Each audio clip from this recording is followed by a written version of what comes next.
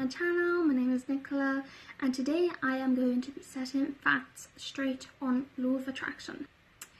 Firstly, I am not in any way shaming law of attraction. I believe that it works, however there are problems that I have with it, and especially the community, that I'd like to discuss and address.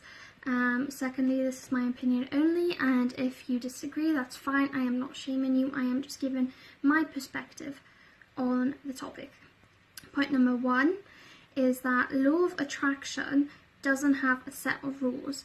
I know that within the community it's quite common to see the whole topics of, right, this is what makes law of attraction work, this is what doesn't, and it typically revolves around gratitude, love, helping others, staying positive, mindful, and how being negative, pessimistic, fearful, how it doesn't attract, like how it stops it working. That's fair enough, but the thing is, those set of rules were created by people. Someone didn't just come down to someone and go, right, this is what works and this is what doesn't.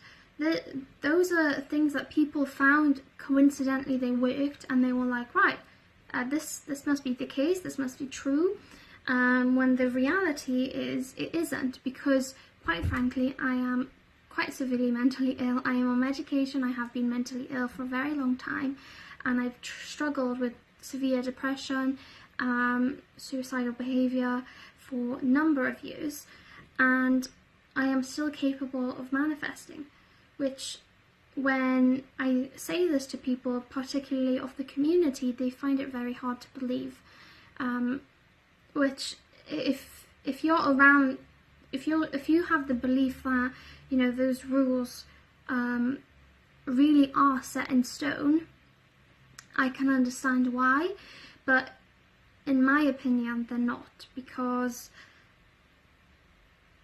everything works in belief. So if you believe that if you're in a state of negativity and fear that you're not going to get anything done, that you're just going to stay in, so that's what's going to happen. And I have been in those situations where, because people told me that that was the case, I limited myself. And as soon as I let that go, and as soon as I took a step away from the law of attraction community and just focused on what I believed in and on what worked for me, I realised that that wasn't the case. And I can give a very first example of the first time I think I ever manifested anything. I just came out of the hospital after a suicide attempt. I was 16, and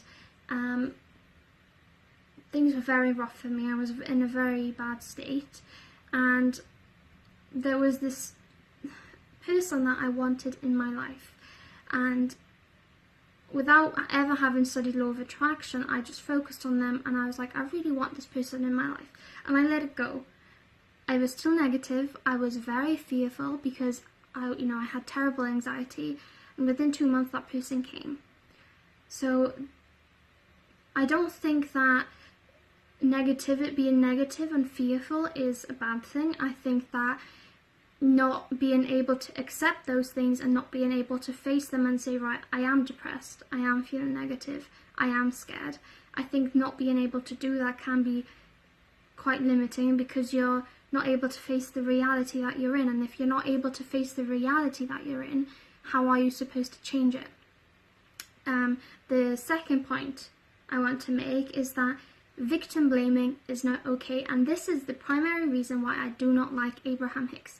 Now, if you don't know, Abraham Hicks is basically, she's like a law of attraction guru. She's very well known in the community. She's quite wealthy, and a lot of people look up to her. However, the reason that I don't like her is because from the videos that I watched where she talks to people and where she teaches an audience, a lot of the time she blames their situation on them, and she does it in a subtle way where she doesn't go, right, you're doing this wrong and this is your fault. She basically turns it around and says that, right, you're not able to sleep because you're thinking about not being able to sleep, so this is why you're struggling, and you can't, nothing's going to change if you don't change that, which is fair enough.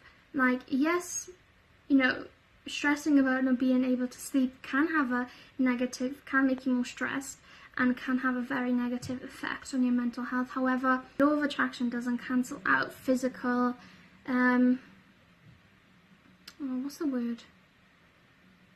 physical aspects that can affect you. So, for example, I struggle to sleep because I can get very manic because of what I'm diagnosed with. So my brain just goes into overdrive. That's not me focusing on those things because I want to, I can't let it go. That's just my brain being my brain. And I really dislike how in communities, especially Facebook groups, you get people who blame someone's bad situation, whether it's a single mother who's struggling to make ends meet, where they blame it on them and they say, well, that's because you're focusing on the wrong thing, you're focusing on your lack. And I think that's sort of a weird thing to say is limiting you, because how can you attract something if you don't know that you don't have it? So, for example, if I don't have like £100,000, how can I want to attract it if I don't actually care that I don't have it, And also I think it's very difficult in a situation where you're really struggling to not focus on it, because at the end of the day you're facing that problem, and until you're in that situation where this is something that you're dealing with, you can't really turn around and say, well, just don't think about it, don't stress about it, just smile and be happy, be positive. It doesn't work like that. The third thing that I want to make a point on is a lot of the rules that I mentioned in the first point are actually self-limiting. So there's this whole thing how your beliefs and thinking that, you can only achieve something a certain way, so thinking that you can only manifest money through working a job, those are self-limiting.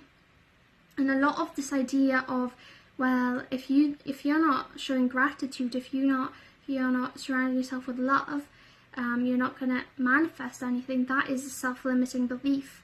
And I find it rather hilarious that those people are preaching about, well, don't think about, don't self-limit yourself, keep your mind open, but then they're the ones that say that, well, you can't actually manifest anything if you're not doing these things. That is self-limiting. So that's all I'm going to say about that topic. And the fourth thing I'm going to point out, and the last thing, is that there is no right or wrong way of doing it. And I think that a lot of people struggle to accept this, but that is the reality. Nothing is set in stone. This is just something that someone came across and developed, and other people picked it up and it became a thing, but there is no right or wrong way. There are hundreds of religions, different belief systems within the world that still are able to manifest, and just because you believe one thing is right doesn't mean the other thing is wrong. So, for example, just because I don't think praying to a god,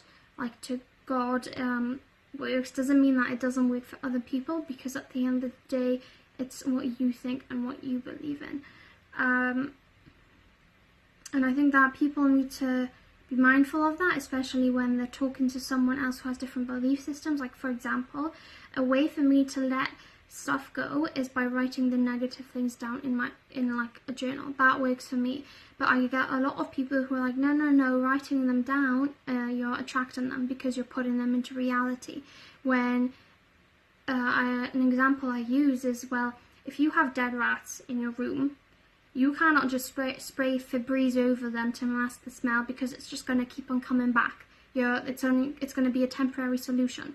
In order to get rid of them, you have to pick them up and you have to throw them away, and then you can spray Febreze. And it works the same way. If you cannot work mentally, physically through the negative stuff in your life, how can you then focus on bringing something else? This is why you have therapy. This is why you have counselling. it's for that very reason, and it's science, it's psychology.